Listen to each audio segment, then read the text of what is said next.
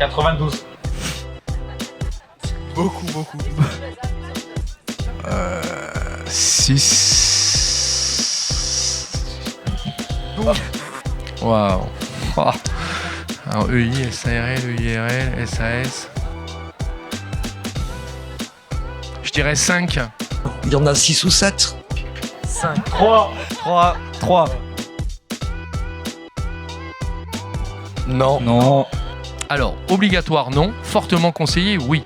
Un expert comptable, c'est non seulement un maître du chiffre et qui connaît effectivement sur le bout des doigts le plan comptable, mais c'est du conseil. C'est obligatoire quand on est en société. Voilà. Mais si on est en entreprise, en micro-entreprise ou en entreprise individuelle, on n'est pas obligé d'avoir un expert comptable. Mais c'est bien d'en avoir un. C'est pas obligatoire. Personne, pour moi, expert. Ah, ok. En tout cas, on apprend tous les jours. On apprend. Alors, le business plan, ça va être le document qui va permettre de mettre sur le papier le projet d'entreprise en évaluant tous les besoins financiers, les ressources qu'il va falloir mettre en œuvre.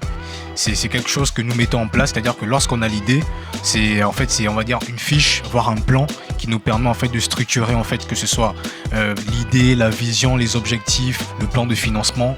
C'est le dossier qu'on va faire pour créer l'entreprise. Le business plan, c'est pour moi vraiment la feuille de route avant de créer son entreprise et d'être sûr de n'avoir rien oublié.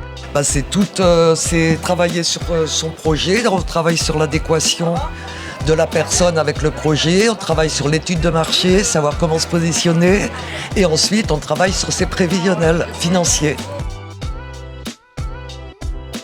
Le conseil que je donnerais surtout à la jeunesse, parce que la jeunesse elle est très importante, c'est sortez de votre zone de confort.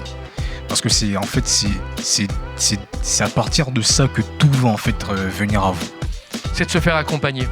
Peu importe le réseau, non seulement se faire accompagner au démarrage, mais ensuite, surtout de ne pas rester isolé. De bien réfléchir à tous les aspects de son projet avant, parce que comme je dis, c'est pas une fois qu'on est lancé qu'on peut le faire. Et on sait très bien que les gens qui se sont fait accompagner ont beaucoup plus de pérennisation de leur activité que ceux qui se sont lancés sans accompagnement. Je leur dirais à la fois d'y croire, d'être très persévérant, parce que je pense que c'est la qualité essentielle, d'être ouvert aussi à écouter les conseils, les réactions de l'environnement mais de persister dans son projet. Parfois, il faut l'adapter un petit peu, mais la passion et la persévérance, je pense que c'est la clé de la réussite des entrepreneurs.